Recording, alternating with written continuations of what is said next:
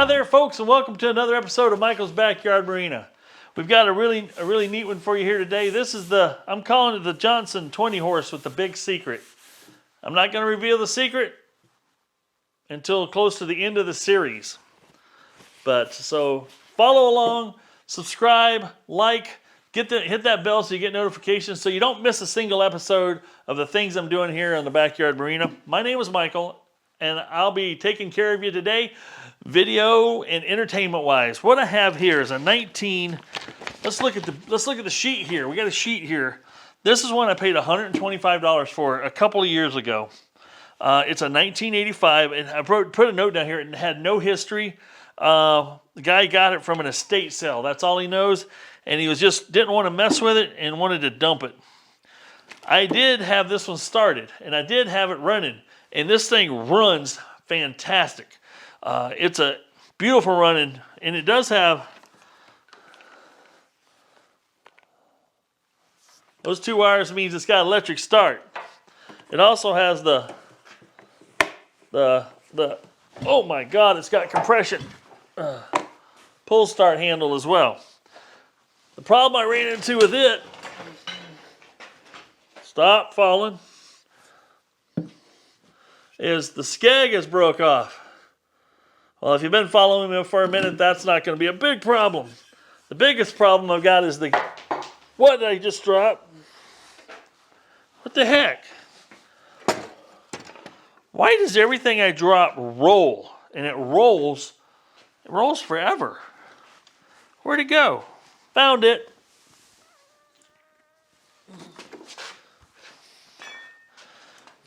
You can stop looking now.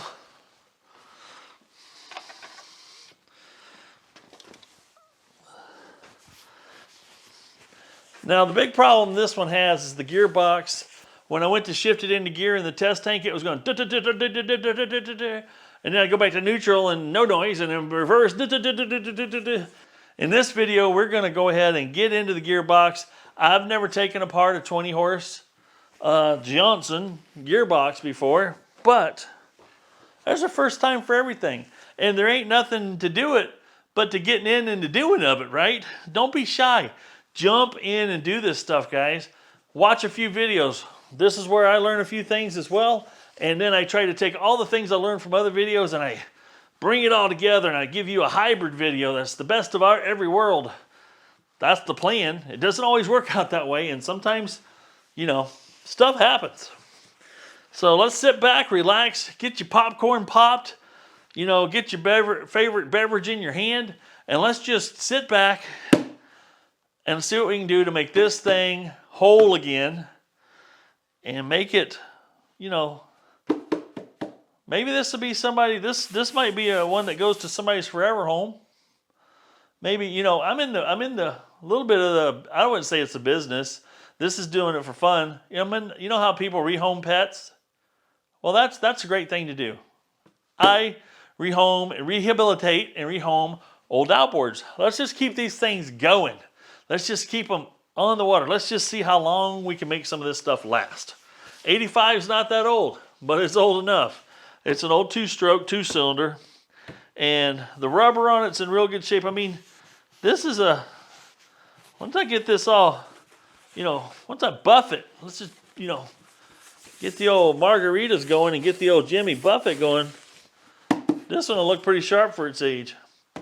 All right, let's jump in. Let's see what we got to do to get that gearbox taken apart. I'm excited to tear into it and see what kind of seals I got to buy. I'm pretty sure the bearings are good, but let's just see. Maybe it's just a bad shift dog. Maybe it's I don't know. Let's get in there now. Now that we have the gearbox completely and totally drained, I'm just going to put the plugs back in for safekeeping so I don't lose them.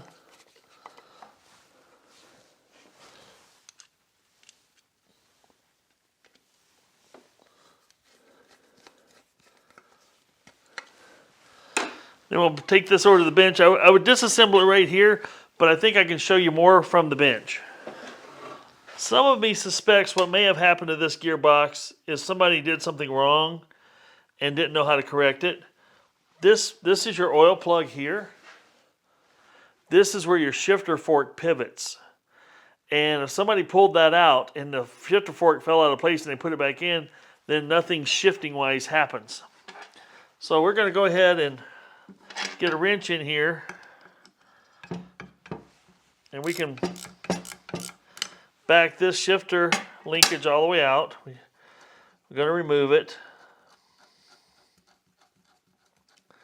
because what I'm going to do is I'm going to completely buy all new seals for this, so we can take that out. As you can see, that just threads down until it stops. Now, the magnetic trays don't really work too well on stainless, obviously. The other thing I want to show you, I'm going to get you down here low.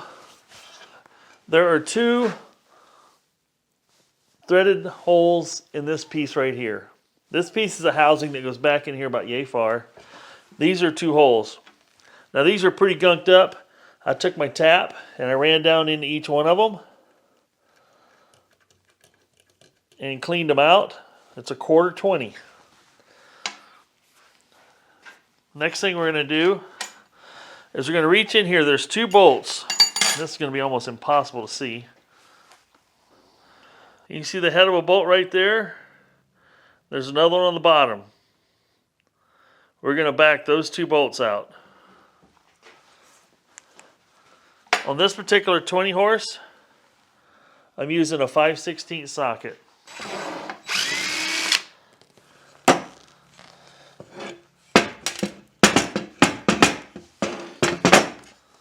Well, one came out. Where's the other one? Oh, it's just kind of hanging in there. These happen to be magnetic. Now that we've got that, I've got to come up with a puller. And my normal puller won't work because the bolts aren't long enough. So what I did, I'll show you what I did. I'll show you what I'm going to do. I haven't done it yet. At your local big box store, you can go buy a piece of a piece of all thread threaded rod. And I just bought a piece of 1/4 20 all thread threaded rod that I can screw into here. And I'm going to cut this to a length that'll work for me, because my puller kit didn't contain bolts long enough. And this will allow me to figure out, what I need for length to make my puller work. So I can cut these off about, I'm just going to go ahead and cut them 1 foot long each. And this is a 3-foot piece. 1 foot should give me more than enough. Now once we got the puller set up,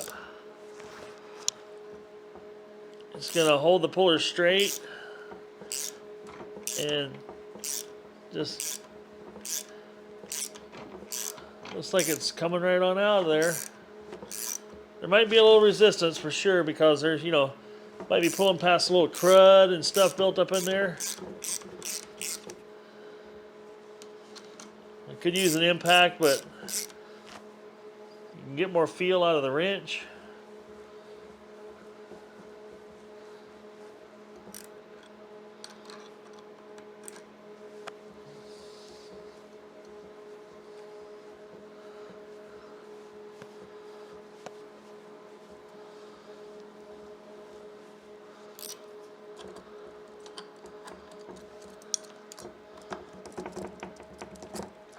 There we go, she's free. Now, one thing you want to make sure you do, when you run your threaded rod into this piece to pull it out, make sure you go deep enough that it's actually sticking through, because you only get 1 shot at pulling this out, theoretically.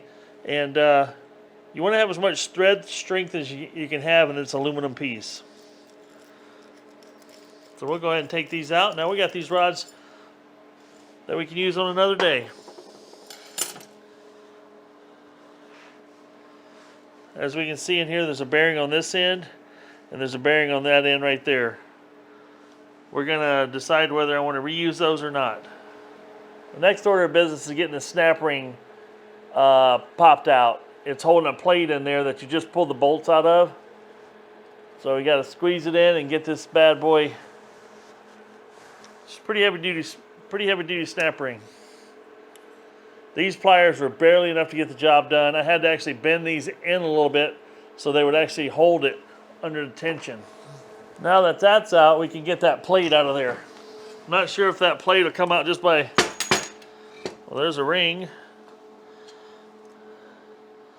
Just like a thrust bearing maybe. I took one of the bolts that I took out that held the bearing support in, or shaft support in. I screwed it. There we go. Now take note of where this little tab is here. That when it goes back in, it's got to go into a groove and down. But there's a lot of goop that was on the back side where everything's sealed up. Pretty nasty. We're going to go ahead and take this shifter fork retainer screw. It's a little Phillips on the right hand side. We're going to try a screwdriver first. I might have to use my impact driver. Yep, that's tight. If you don't have one of these impact drivers, you should get one because they'll save you a lot of heartache. They work with shock and all that kinds of fun stuff. So we can actually get our little... Does this one fit better? Oh yeah.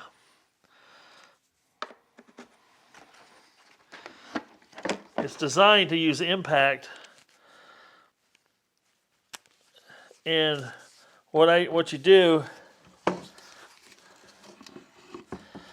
you push this in a direction you want to take it loose, which is counterclockwise. So you can take this thing, if you were tightening, you could rotate it that way and then hold it and it's ready for impact. If you want to break it loose, you turn it counterclockwise and then we're going to hit that with a hammer. And what that does is uses shock and that impact is also turning it.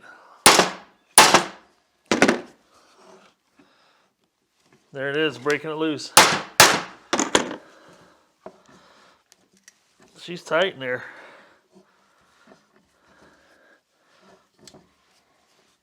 But see that?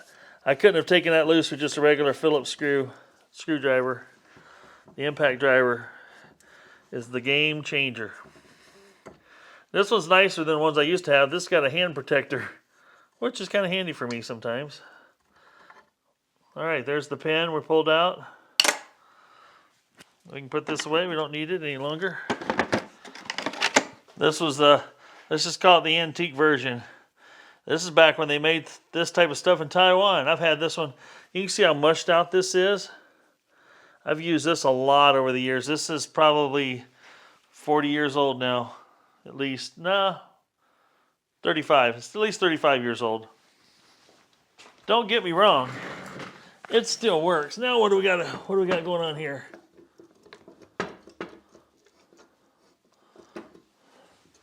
So now we got to try to sneak that shifter out of there somehow. I don't know how that's supposed to come out.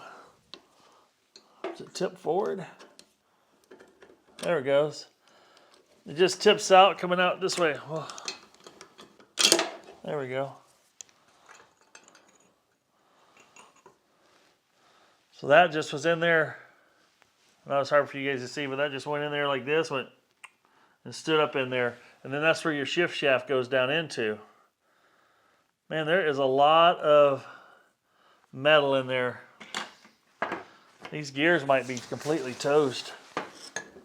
I'd like to get you guys in here, but it's just not enough room. There we go. Get that out of the way.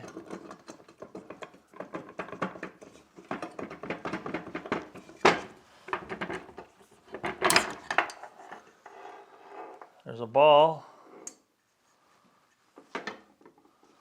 Okay, there's 2 springs in a ball. 2 balls. And my gear. And a bushing. Oh my goodness. There's chunks missing out of this gear. Lots of chunks. Well, that's no good. The shifter dogs are nice and sharp. Those aren't rounded off.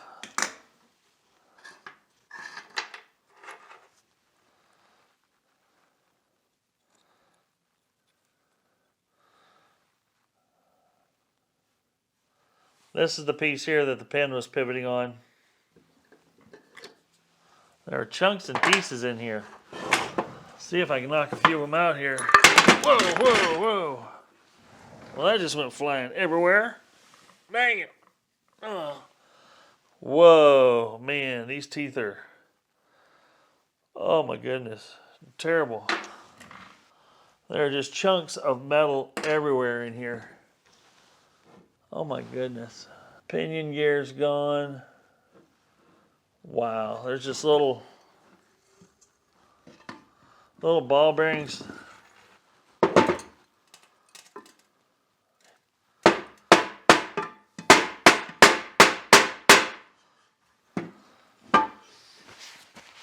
Well, now the noise seems to make a lot of sense. You know, the sad part is the shaft. It all looks like it's in pretty good shape. There is some, I don't know what you want to call them. They're not, you can't feel them at all. That would probably shine up really easy with some like 1500 grit. Wouldn't take any material off. But these needle bearing areas, it's too bad. This drive shaft's in really good shape, and actually the bushings inside here actually fit on here really nice. But the gear teeth are shot. You know, there's a missing tooth there, and these are just all chewed up and rounded off. Just something fierce. Same way with this one. Not quite as much damage on this one. And the pinion gear, which is half the size or a quarter the size of these gears, is just chewed up. No wonder it was making rattly noise and wouldn't shift. I don't know what caused this type of catastrophic failure. Over here on the bench,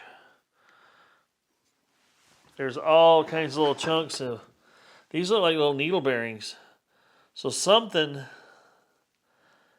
I don't know, something disintegrated in here. There's all kinds of little, looks like a metal cage. Looks like this used to be a little roller bearing. That's just exploded in there. And I'm not sure where that went or what it went into. Maybe some of you guys know.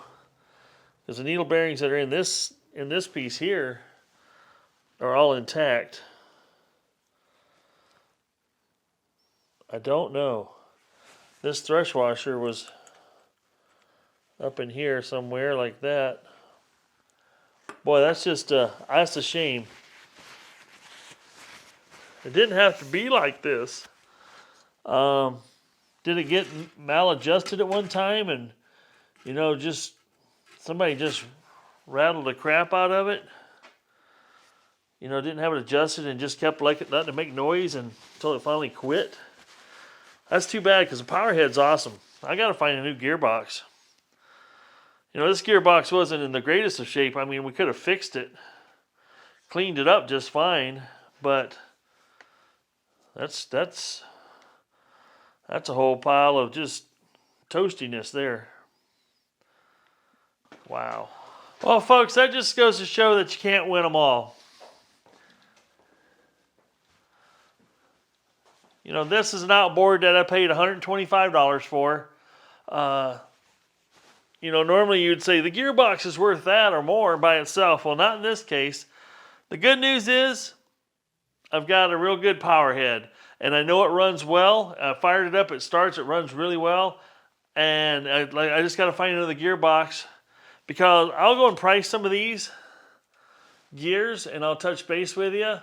But to buy this gear set and to buy the bearings and all that stuff gets very, very expensive real fast. They're just, I mean, we're talking hundreds and hundreds of dollars.